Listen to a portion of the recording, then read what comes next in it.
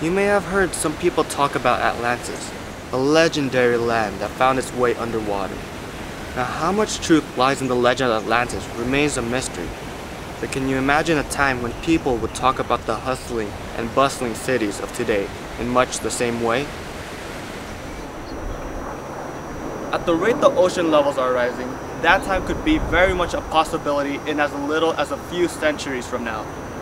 Hello, my name is Mark, and I'm here to talk to you a little about the rising sea levels and its impact on our world. Studies have shown that by the year 2100, ocean levels will rise by 1 meter and will continue to rise an additional meter for every century after that. But what is causing our ocean levels to rise? The rise in ocean levels could be attributed to two things. 1, melting land ice, and 2, thermal expansion. In simple terms, there are two kinds of ice in the world that we should be concerned about. Sea ice, such as the floating ice on top of the Arctic Ocean in the North Pole, and land ice, such as the ice sheets in Greenland and in the continent of Antarctica in the South Pole. Now, melting sea ice shouldn't have much of an effect on sea level rise. To demonstrate, I here have a container filled with water and ice cubes floating on top. These ice cubes act as the sea ice does in the ocean. I have marked the water level here. After 30 minutes, the ice has melted, but as you can see, the water level hasn't changed that much. Now, to demonstrate the concept of land ice, I have placed some ice in a strainer and placed it above the container. As the ice melts, the water from the strainer will join the water into the container, much as the melting land ice will leave the land and join the water into the ocean. After 30 minutes, the ice has again melted, but this time we can see an increase in the water level. So as temperatures rise, melting ice from places such as Greenland and Antarctica will cause the sea level to rise. It has been estimated that if all the ice from Greenland will completely melt, the sea level would rise up to 6 meters, and if the same were to happen to Antarctica's ice sheets, the sea level would rise a staggering additional 61 meters. Now, that isn't the only way sea levels can rise. Thermal expansion can also be a cause. Now take a look at this thermometer, which uses the very concept of thermal expansion to work. Within the thermometer is a certain amount of liquid molecules. That amount will never change. However, as temperature increases, the density of the liquid will decrease. This will cause the liquid to expand in its volume and rise up the thermometer. The same concept can be applied to our world's oceans.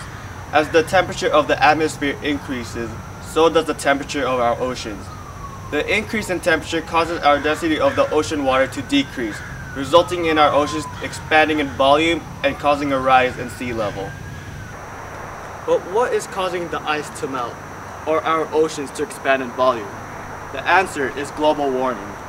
Every year, the average temperature of our atmosphere is increasing, and it is increasing at a faster rate than ever before because of anthropogenic causes, which means global warming is caused by the 7 billion people living on this earth, from greenhouse gases to deforestation to agriculture, among other things. Of the last 130 years, the average rate of sea level rise has been about 1.7 millimeters per year. Over the last 20 to 30 years, however, this number has increased to about 3.3 millimeters per year and continues to rise at an increasing rate. Of that 3.3 millimeters per year, 1.2 millimeters per year can be attributed from melting land ice, and 1.6 millimeters can be due to thermal expansion. A 1 meter rise in sea level may not seem like a lot, but at that point, up to 90% of New Orleans, Louisiana, and 30% of Virginia Beach, Virginia could be underwater. By the year 2600, at which the sea level is predicted to rise 6 meters from their levels today, studies have shown these cities to be completely underwater, as well as cities such as Miami, Florida. And this is only in the United States. Plenty of cities worldwide will be affected in the same way. Studies have also indicated that at least 10% of the world's population will be affected by the rising ocean levels. In a world of 7 billion people, that is 700 million people that will be affected. But what can we do, or what has already been done? Governments throughout the world have already put in stricter environmental policies into place, and environmental groups are striving to make people aware of the situation. But is that doing too little too late? I guess time will only tell. Again, my name is Mark. Thanks for watching.